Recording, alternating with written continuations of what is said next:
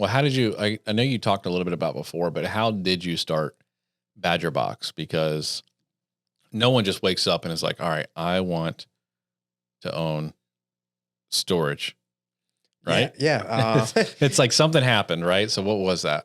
I mean, to be honest with you, I had no idea really what I wanted to do when I graduated from college, and so I went to Elon Hmm. University a few hours down the road.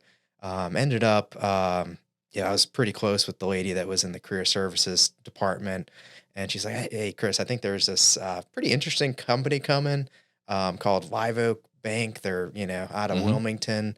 Might be worth going to their info session." So I did, and it was honestly it was pretty small group of folks that went. There was maybe like 8 or 10 people because nobody had heard of Live Oak at the time. I think it was a startup bank, so yeah, everybody was more focused on kind of the bigger names at the Sure. time. But yeah, they brought down the full force there. All the founders of the bank were there, and I went to the meeting and um, yeah, ended up getting an interview from that meeting. So I segued into the bank. Yeah, and actually, that's kind of where the name of Badger Box originated. Was Really? during my initial interview with Live Oak. At the time, I was looking to start an organic honey company, importing honey from Mexico. Mm, And one of the guys at the bank had nicknamed me the Honey Badger. mm. And when I Honey came Badger don't care, bro.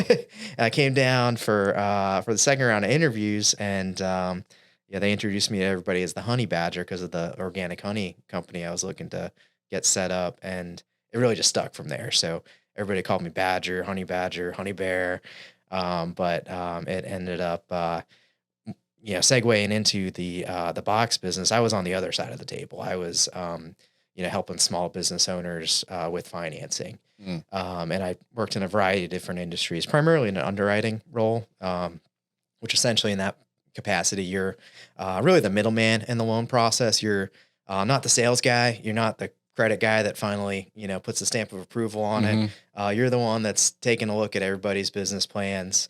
You look at their financials, you make sure that the story makes sense, and you're writing up a report that, Basically says like, I trust these people. exactly, Yeah. exactly. So, yeah, I had a lot of insight, I would say, on various businesses.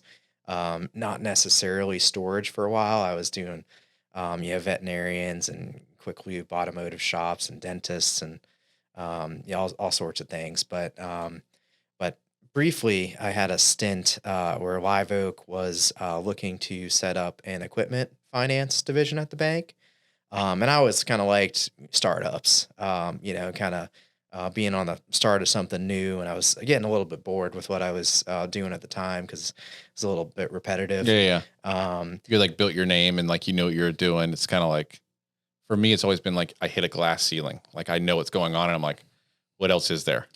exactly. So they had this opportunity to go and do some equipment finance to different industries that Live Oak lends in, and one of those industries is self storage. But the self storage space, most of the products in there are going to be, most of the loans are going to be multiple millions of dollars to start a self storage facility. So I started learning more about the portable storage side Hmm. of things, and developed programs with there's a few different manufacturers of the containers Sure. that you can buy them from. So I started learning all about it. Who's making the good boxes. Who's having problems with their containers that are buying. Who's very happy. So I just started putting it all together and thinking that look, like this is an industry where obviously you have the big name brand competitor who started the industry maybe 20 years ago, and the equipment didn't really become available to somebody like me as an independent operator for, probably until like 10 years ago, 10, 15 years ago, you could have gotten started in it. So it's a new industry, which I like. It's got a lot of green space, Mm. um, kind of a lot of room to experiment and, kind of put your mark on things. I thought it's a much more convenient way of storing and, for elements of moving, there's really not a more convenient way of doing it if you need to store between your move. With this type process, you're only loading the box and unloading it once, and we're doing all the moving of the box in between, and we move the box level on and off our truck so everything stays nice and safe and inside. But doing it that way versus the old way of having to rent a truck, and then you're loading that truck, you're driving it to a storage unit, you're unloading it into a traditional storage unit where it's sitting, in between your move. And then on the opposite side, you got to go, grab the truck again, unload the storage unit into the truck, and then unload the truck into your house. You're moving everything 2 more times than you have to. Right. And whether you're doing it yourself or you're paying somebody to do it on the labor side, you don't want to have to do it more than you have to. Right.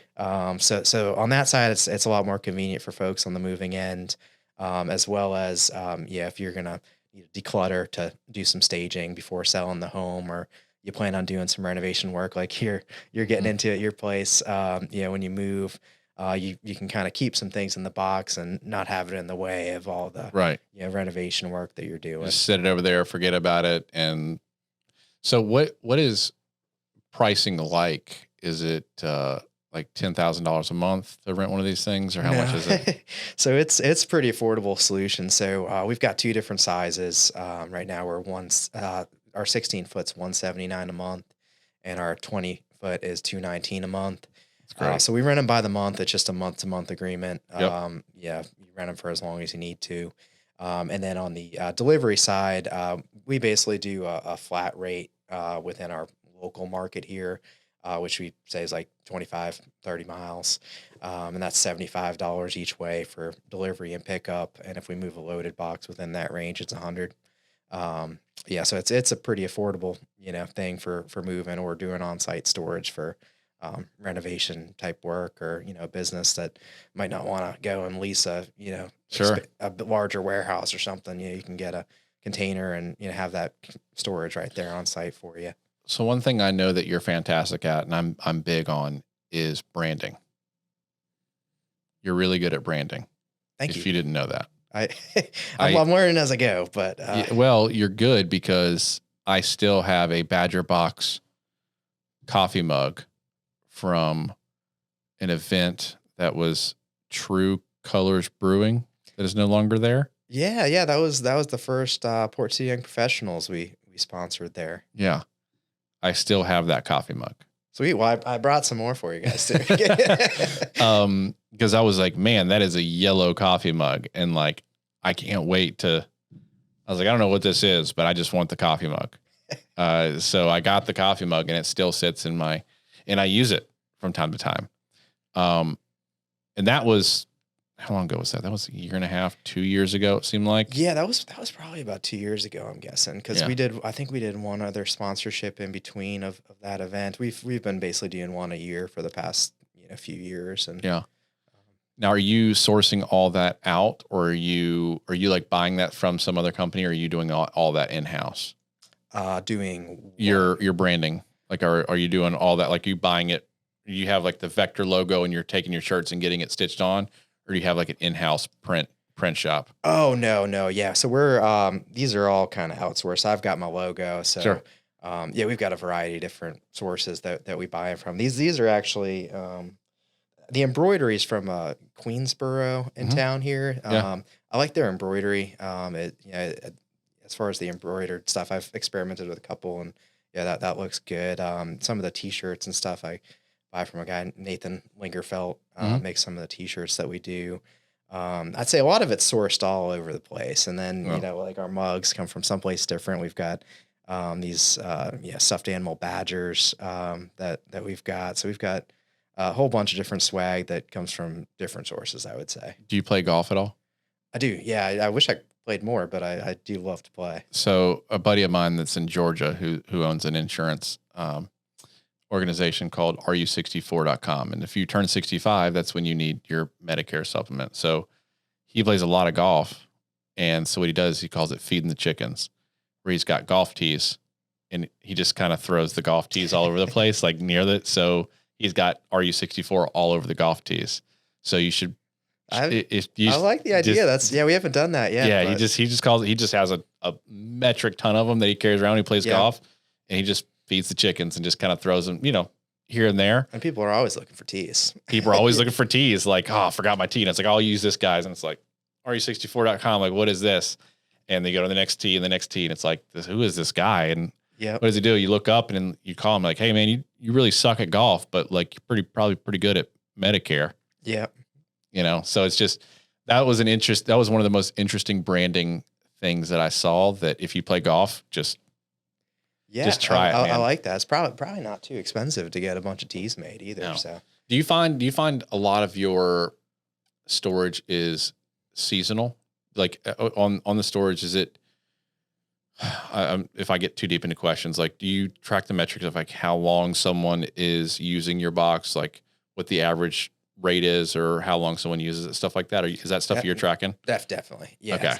Because you kind of have to. I obviously do all the financial projections. Sure. And, we've got, monthly projections for the next year, and then, 2 and 3 year projections, which, some of those are out the window by the time you get there. But it's true. Because it's, for better or worse, you're kind of adjusting as you go. But exactly. We definitely track all that. I'd say, we're a little bit shorter term on the rental side. Our average customer will rent for about 3 months. Okay.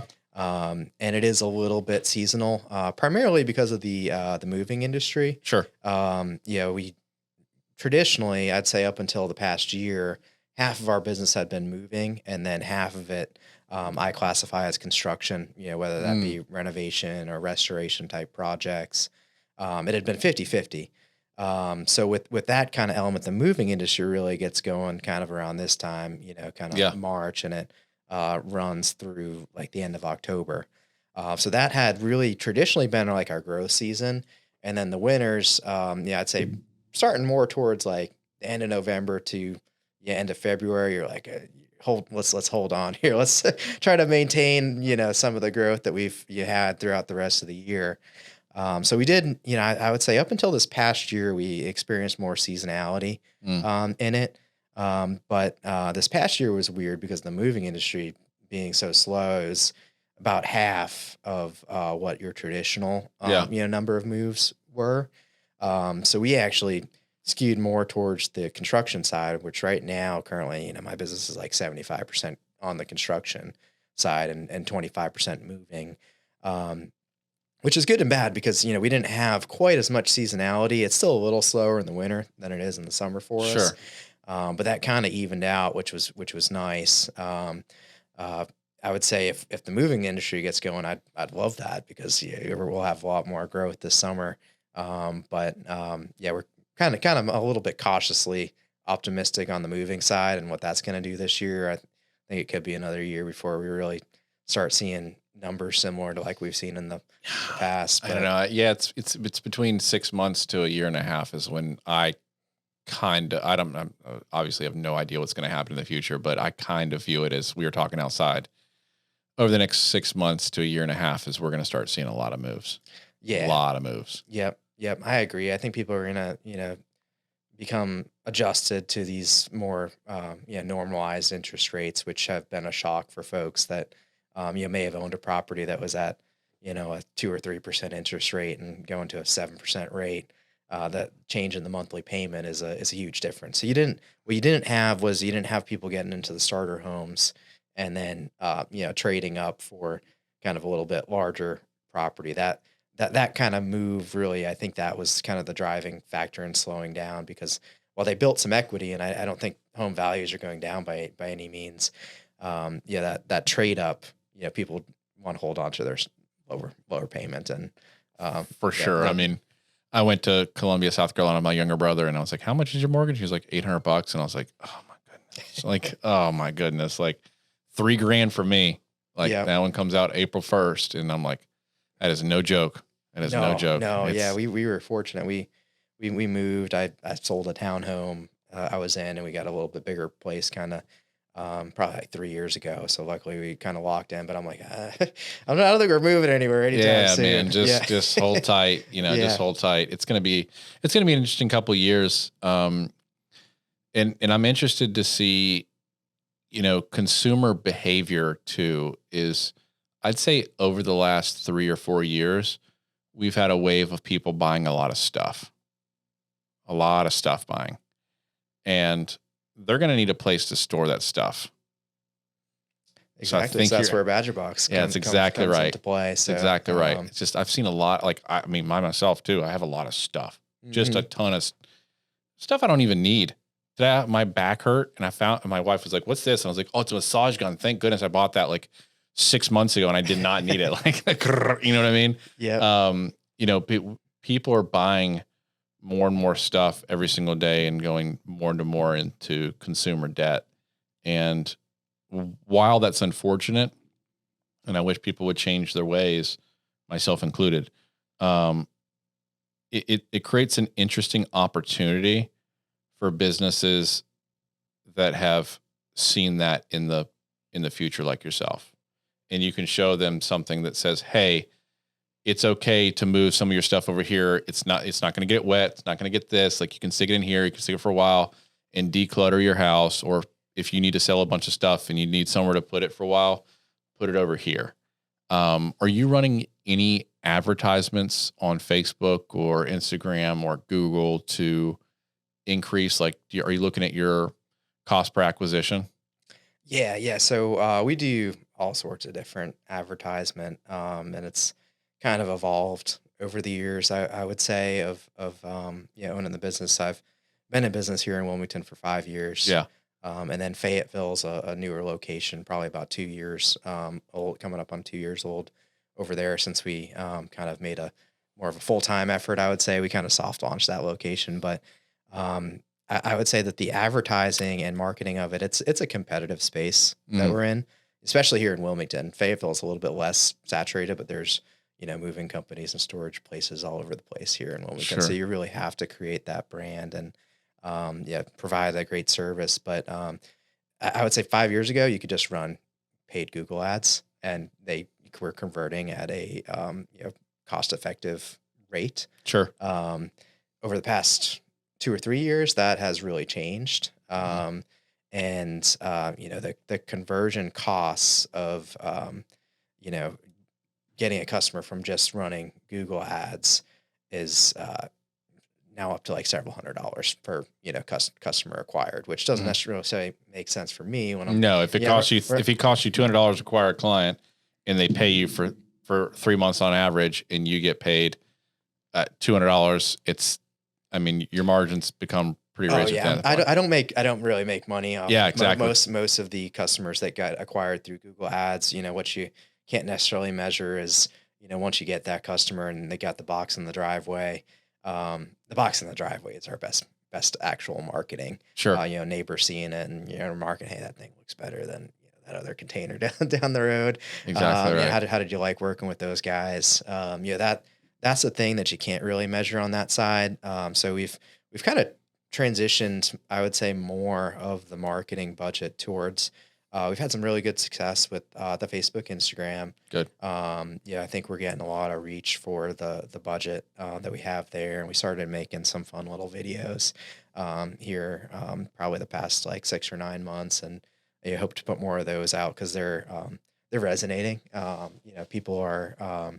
I'd say we get a lot of feedback on those, which is nice. So people are watching them, they're enjoying them, and it gets our point across of this is kind of the benefits of the service in kind of a lighter, more comedic style. Yep. That is different from everybody else in this industry. Yep. And I don't just want to be like everybody else. I'm willing to take some chances and kind of push the boundaries on some of the marketing stuff that we're doing.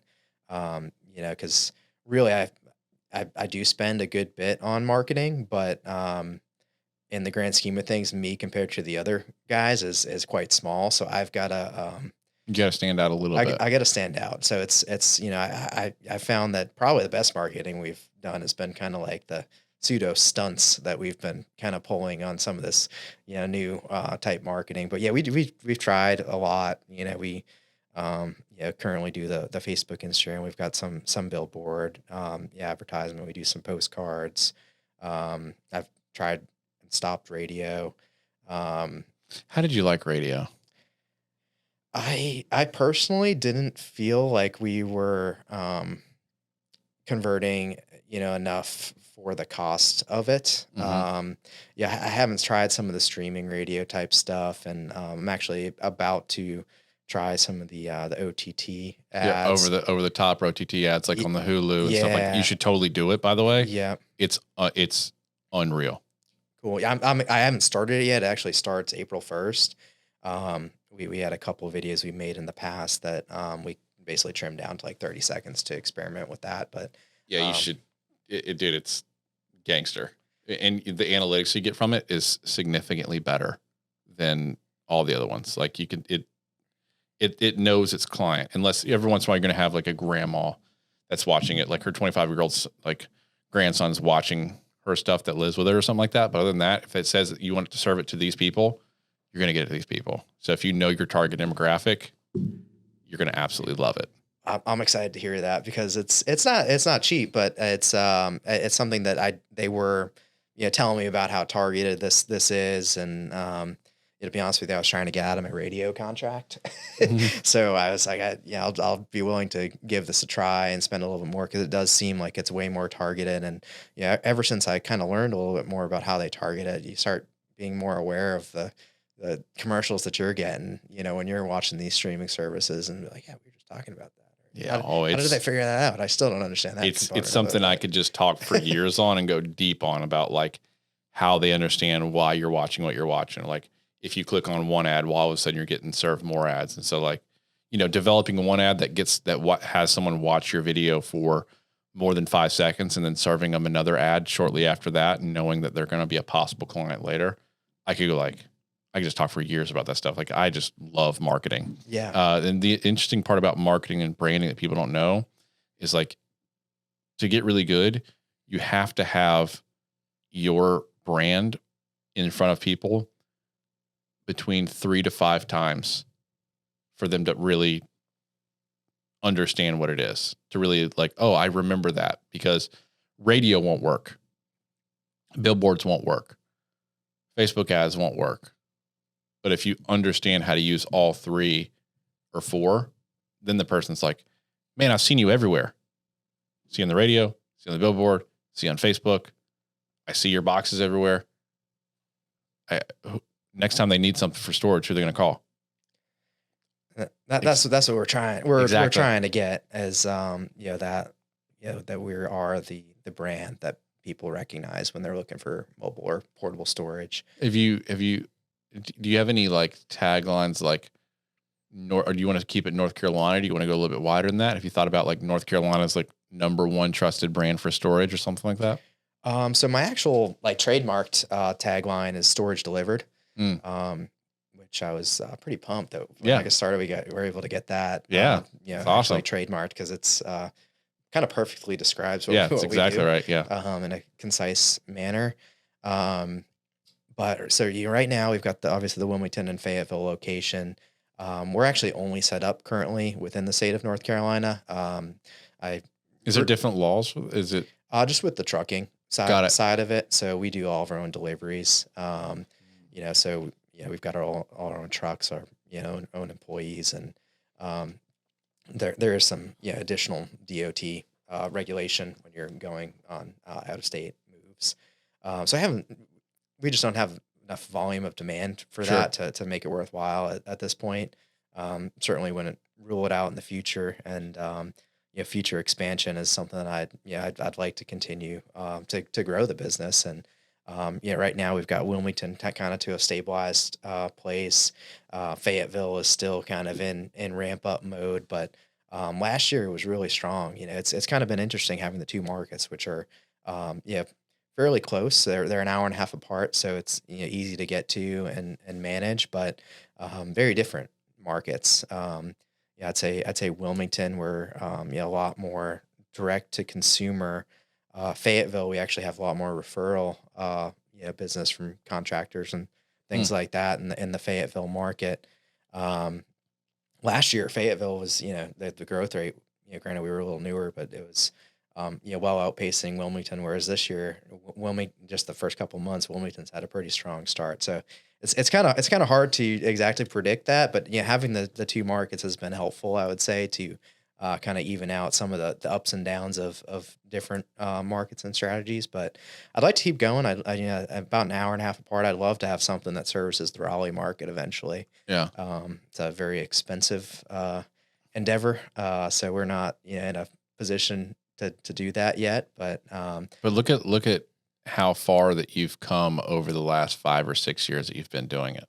I mean, did you ever in your wildest dreams, like, we're like, all right, I'm going to go do this thing, and you have this plan, right? I mean, look at all the stuff you pulled off, dude. You have thank you. employees, you've got trucks, you've got, I mean, assets. Like what's so interesting about a business owner, and that's kind of why I developed the podcast, is like, what makes a business owner do what they do? Because you have to deal with, you know about your marketing, you know about your analytics, you know about trucking, and you know about all these rules and regulations, and you're building all this stuff. Like, you have to have all of this stuff inside of your brain. You have to know what's going on at all times with every part of your business. Like, what makes Chris want to do that? That's it. You know what I mean? Sure. Yeah. That's a lot. Yeah. I guess I've just always liked building things. Yeah. Not necessarily not necessarily in a business capacity, or like I like doing like home improvement projects too, and I like to see something grow, and Yeah. I would say, even just being honest, a lot of times in the day to day, you can kind of get caught up in some of that stuff, and you really have to zoom out. Remove. Like, Yeah. you got to kind of look at things over a 1 year, 2 year period and say, hey, I started here. It doesn't feel like we've gotten that far, because to be honest with you, I still have not taken much out of the business. Everything we've made is just kind of going back into, That's it, man. growing, and, kind of keeping things moving in the right direction. I'm very fortunate to have a supportive wife who, Yeah. I'm on her insurance now after I left the bank, and, kind of she's got a good job that kind of supports a lot of our day to day, because I'm still rolling pretty much all the profits of the business back into the business at this juncture to keep us growing. But yeah, no, I'd say one of the key factors is just patience, which I don't think I was always patient. I was probably more impatient than not, because I was always a hard worker. I always would kind of go the extra mile to get things done, but especially in a business capacity, it just really takes patience. And I started the business doing everything. Sure. I've had every role in the business. But being able to take that, eventually, and a lot of people would say hire from the get go, but I do think that having that experience was, one, financially for me, it made it possible to, I kept my job for a couple years at the bank, while starting Badger Box, and financially put me in a position where I could kind of hire and grow, but then kind of letting go to a certain extent. Once you do, like, now I've got a guy, Zach, who's doing a great job of handling our phone calls and doing our invoicing and scheduling with folks, that has really freed me up quite a bit.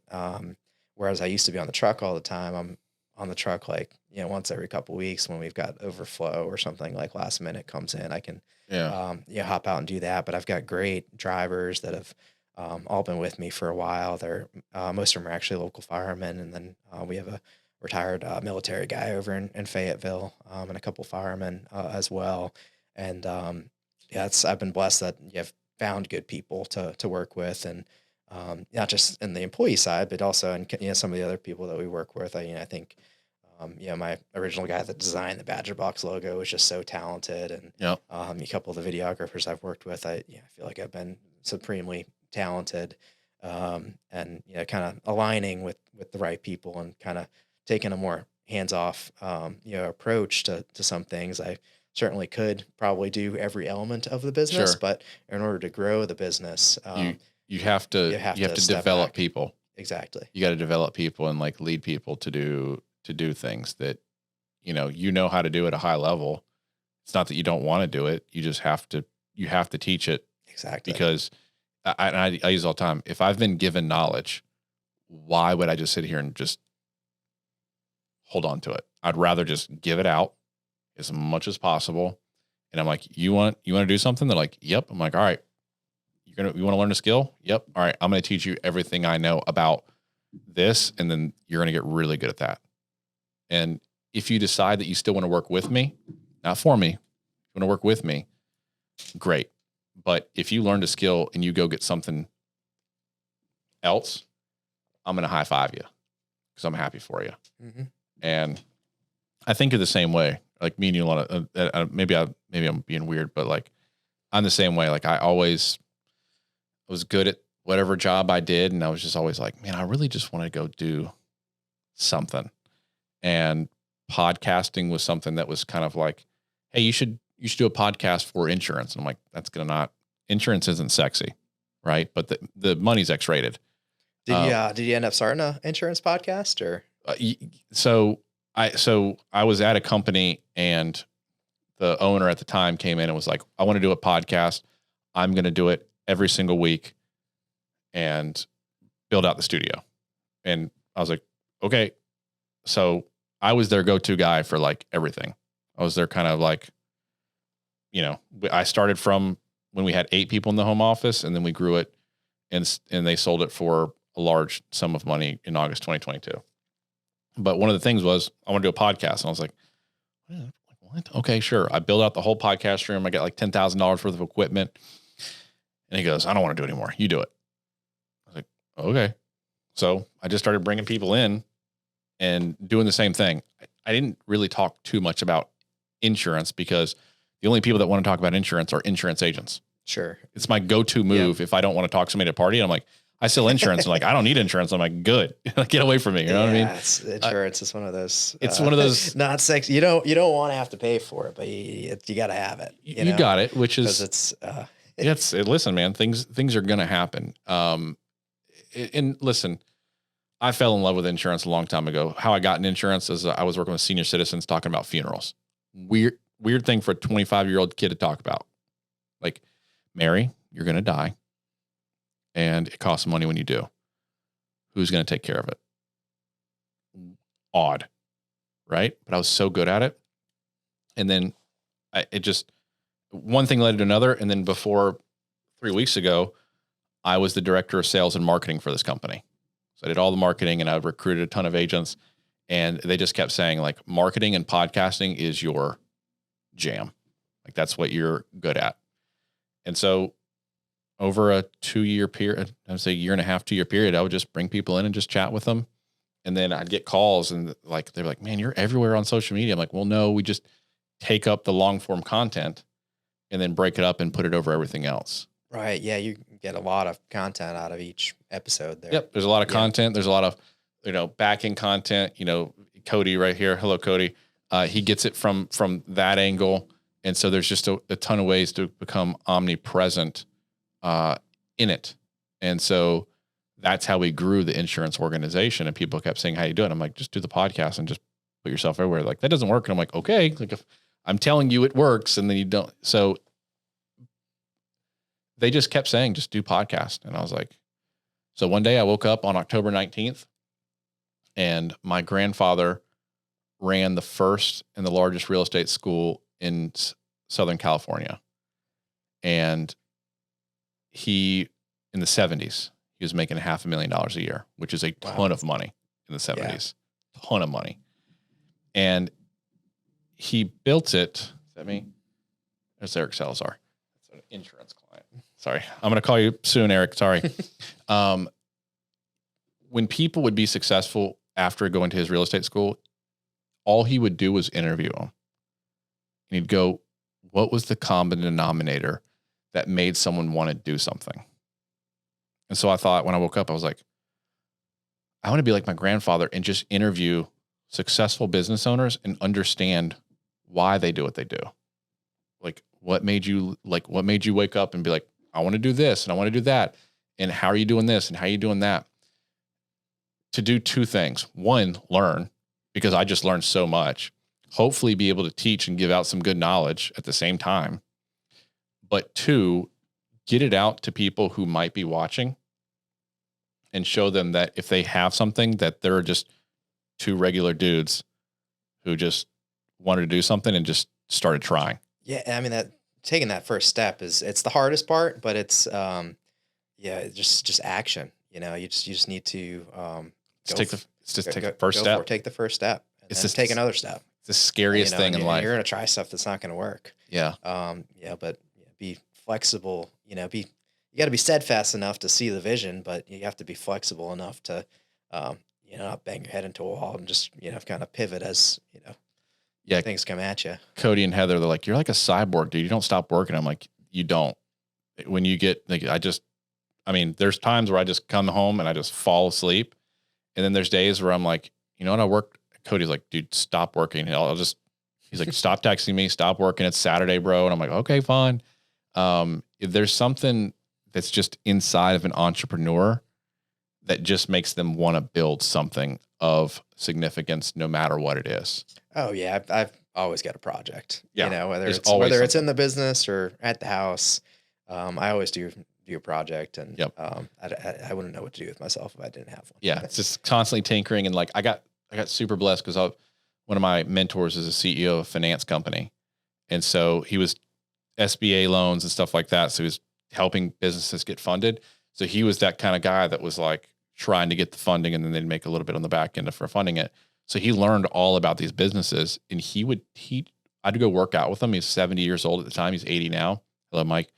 And I didn't realize it, but he was teaching me about different types of businesses all the time. So now when I'm talking to all different types of business owners, I can have different types of conversations because I've been doing it for so many years. And now that I understand the marketing side of things, and I like podcasting, I'm like, I'm going to figure it out. Absolutely. I'm going to figure it out. And it's just so much fun trying to figure it out day by day. At the moment, and I wrote this down, the moment that you have zero idea what you're doing is the moment you're doing exactly what you're supposed to do in life. And it's something, there's some kind of joy that you get as a business and entrepreneur that, yes, you work for yourself and you can do whatever you want, but also you have to be more regimented than anybody else. You probably have a very regimented schedule where you like wake up at a certain time, you do this, like you take care of your kid, like you take care of your wife, you do this. And then it's like, you're on the phones by a certain time, or you're out the door by a certain time. Like it's more than a full-time job. And then you come home, and then guess what? The moment you leave here, you're probably going to be on the phone. And the moment you walk in your house, you're going to make sure that your spouse gets the best of you and not the rest of you. Exactly. Yep. And definitely got to, I've mentioned her a few times on the podcast, but the wife is so supportive of everything that we've done to get this far. So it's definitely an important element of it is having that support system, not necessarily in the business, but outside the business as well. Yeah, and just I told I was talking to my wife, and I was like, I'm going to be doing this. She goes, you ain't got to convince me, man. Like, I believed in you a long time ago, and I was like, thank you. Like having that sign of support system, because when you go out on your own as a business owner, and when I first started insurance, there's so many days when I'd come home and she'd be like, how's the day? And I'm like, didn't tell anything. Definitely. And then 2 days in a row, she's like, how'd it go? And I'm like, nothing. Oh yeah. And it wasn't, you should get a job. It was, you'll get them tomorrow. And that level of support system that you get from your spouse is huge when you first start your business. Definitely. Yeah. I mean, we the whole time, to be honest, we would go, when we started, we go like half a week without a phone call, and, now it's gotten a little bit more consistent, but we might have one day where we have 10 calls and one day where we have like 2. It's like, I'd love to have 10 every day. And eventually I'm sure we'll get to that point.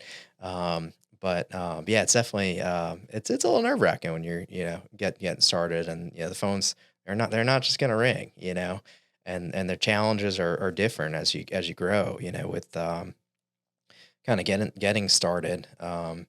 You get to a certain point where, with your overhead structure, of the business, you can kind of be making a little bit of money, but then, you want to get to that next level. Then all of a sudden you got to incorporate in all the other elements of the marketing. Cause you can get, so far with word of mouth, kind of marketing, but, you also have to kind of create the brand at the same time. Yeah. And, with what I do, there's a tremendous amount of overhead with, you got the place where you're storing the boxes, you got all the boxes and equipment, itself. So, Yeah, that element is pretty high. You need to have a large volume of units out there, Hmm. yeah, in order to have a successful business. And yeah, time you go, yeah, it's different steps in the process, Yeah. but yeah, it's definitely been a journey, and we've come a long way. I mean, we started. It was pretty scary actually. I got a SBA loan. I was fortunate. I had a little bit of stock options. I was there for 8 years at the bank, and I kind of leveraged some of that into getting an SBA loan of my own. But the first bank I did the SBA loan with, I don't think they wanted to get more in the storage space, but I don't think they necessarily understood the ramp up process of mobile storage. So um, and we basically fully funded this loan, from the get go. So I got a truck and 84 containers, and it all showed up at the same time. Wow. So we filled this lot with 84 boxes, which is a lot of boxes to get started with, because it's going to take a while to Sure. actually get those out and moving. So that was an exciting and scary moment. But then you're a year in and you're out of the boxes, and you're trying to figure out how can I get more, and no bank wants to touch you because first year of tax returns look terrible because it takes a couple of years before you're really making any money, but you're out of boxes. So you're like, I need I need to Right. figure this out. But fortunately, through just kind of my network of being at the bank, yeah, I was able to find another, actually one of my former roommates that was, kind of willing to help me out with that next loan to kind of get going, get to that next level. Um, and I'd say the financing is coming a little easier these days. When you get started trying to, get that capital is not necessarily the easiest thing. But definitely been fortunate to with the network that I had established that, yeah, I was able to find people that, for them and their bank at the right time, it was the right fit. And it really kind of helped us. I'd say the second loan was almost even harder than the first loan to Really. get because, it's, startup, you're just 100% projections. Yeah. You just got to believe in the person that you're lending the money to. Right. And fortunately, I had another former colleague that kind of believed in the story of getting started, and kind of my experience with just kind of the manufacturers and everything. But yeah, that second loan, when you're not cash flowing and it's projection based again, we just keep getting to this point where I grow it enough to finance the next level, essentially. So I'm excited that that's kind of coming to to a little bit of an end, but yeah, at least for now. But that's it's definitely been a journey, Yeah. along the way. What's next? Do you have any like any plans for 5 years, 10 years? It's like because EBITDA strategy, and what's the end result? Like if you've got this much cash flow coming in and it's worth, minus this and minus your assets, you got this is what it's worth, and they're going to pay you 5x or 10x or whatever the number is. It's like, is that a goal, or is it just to build it as much as you can and just see what happens? So I would say I'm more the latter. Like I always have an idea in the back of my head of what the valuation is Hmm. of the company. And it's not where I would really entertain anything at this point. Sure. Um, but I think if you just grow it as much as you can and you grow it the right way, People will come to you and people will offer. come to. I've got people that have come to me wanting to invest, but I'm not really interested in that. Yeah, I'm interested in growing and maybe adding another location or two. Yeah, from there you can, options present themselves. Whether you want to get into franchising or you want to take investment to get to the next level, or maybe um, maybe I never sell it. Maybe my son. So Yeah, exactly right. we're about to have a baby in June, and that's Congratulations major. again, man. That's awesome. Thank you. So maybe who knows what he'll be into. Yeah, if he really takes a liking for the business, maybe it just kind of gets passed down. But I'm trying to structure it in a way where it is something you're creating something of value, so that there are options down the road. And yeah, I think growing things the right way and continued growth the right way, it will present options, as time goes on. But my strategy as well is I'm a big believer that real estate is the kind of like the key to wealth Mhm. building. Um, yeah, I've kind of never gone wrong on a real estate investment. So I actually own both the properties that we operate Badger Box on, and kind of fortunate situations to find properties that were exactly suited for what we do. And I talked to you about it earlier, but we're about to start semi truck parking Mhm. out on our Fayetteville property, and that just kind of came along from having a property that was probably twice as big that we needed for Badger Box. So we had a lot of extra space around, and I had 4 or 5 truck drivers call and ask about parking, and I was turning them down. And probably the fourth or fifth one, I was like, maybe I should stop turning these guys down. Like I need to go get an automated gate and, get some, more sophisticated security cameras. But, in the grand scheme of things, we can get this stuff set up and, get We can these guys figure in it here. out. We can figure this out. So, had a really good friend here that helped me draft the lease agreement for truck parking, because it's a little bit different from Sure.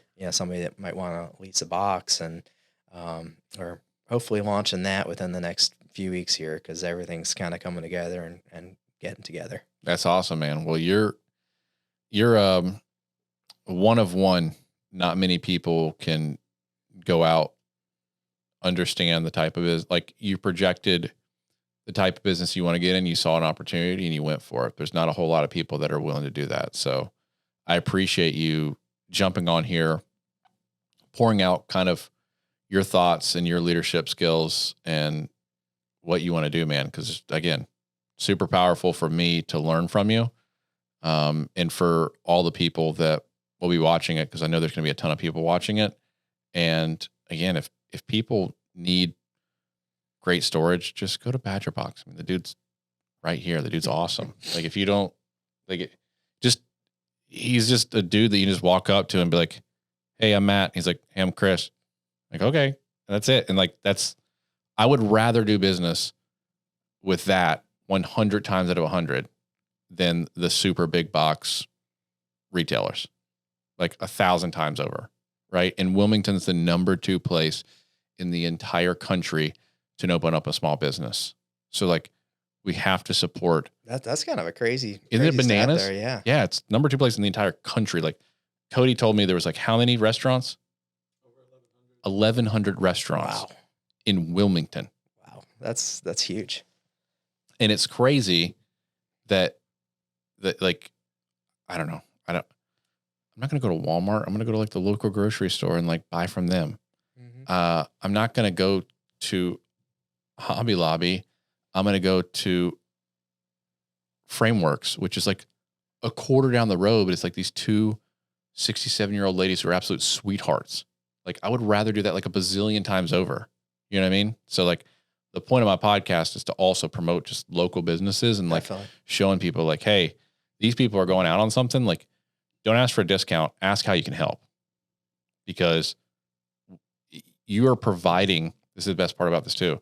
You're providing jobs in the area for people. It's so tough to do what you do because now you can't quit. You have all these people that count on you to do this stuff. Like you can't, Well, my mentality, I couldn't quit the day Exactly. the day I started the You got it. business. There was no turning back. I was all in at that juncture. yeah. Yeah. But now that you have like staff and you have all this stuff like payroll, it's like, it's no longer about like, I'm going to make a couple dollars here and there. It's like, I got to make sure that these people are fed. Mm-hmm. You know what I mean? And there's something that you take out as a business owner that you want to protect the people around you. And even though Honey Badger don't care, like Honey Badger do care. Oh, definitely. So I appreciate you coming in, man. Yeah, and I got you a gift. Cody, there's a gift in the top where it says MJM, that one, there's a book. And this is a book that I read every single day. That's it. This is John Maxwell's Leadership Promises for Every Day. It's a daily, it's a daily devotional. Thank you. You don't have to read it if you don't want to. But it's great.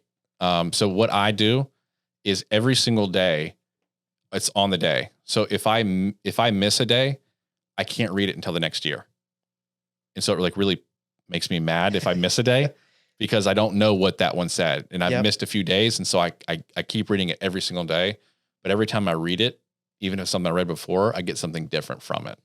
Nice. And Well, so I'm as excited to dig as in a- here. Do you have like a favorite or one that kind of comes to the top of your head? Like only today. Yeah. But it's one of those things that when you do read it, you're going to be like, I needed that today. Like, Mhm. yep, I was struggling with this. I got mad at this employee, or I said something I shouldn't have. And this book got me today. Every single time I read it, and so when I don't read it, it's like I have that mentality. I can't go back. And so I just have to wait until the next evolution. So Thank you. I appreciate it. Yeah, man, it's a book that has helped me significantly in my career. And I hope you read it, man. I hope we share notes and talk about it all the time, man. Definitely. I'm looking forward to it. I always love stuff like this. I should read more than I do. I listen to a lot of podcasts. Hey, man, listen to how, more. how I built this podcast, and maybe listen to your podcast in the future here, and listen to a couple of the past episodes today too. So I'm excited to see what you're doing with this as well. And I appreciate it, man. Keep you see you be successful and keep going with it. Absolutely, man. Well, I appreciate you coming in. Chris Welch, everybody from Badger Box. How do they get in contact with you? 911? Just kidding. Only an emergency. Well, maybe you might get one of the firefighters showing up for you. So badgerboxstorage.com. We're Badger Box Storage on Facebook, Instagram. Phone number is 910-599-7396. And you'll be, if you call that number, you're getting either Zach or myself. So you're talking direct to the team here. And we're not a call center or anything like that, but whatever's easiest. You can actually, we've been working on doing online ordering as well. So we've developed kind of with the help of kind of an inventory management type platform. They've been customizing some stuff for us so that we can provide instantaneous quotes and bookings online. So if you're not the type of person that likes to call up and talk to somebody, you can get all the information you need right there and actually book the box for the day that you'd like it delivered and sign the contract. We try to make it easy, whatever you do, you can get a box booked within a couple of minutes of talking to us or a couple of minutes online. And we just want to make it easy for our customers. Absolutely. Well, thanks everybody. Enjoy it.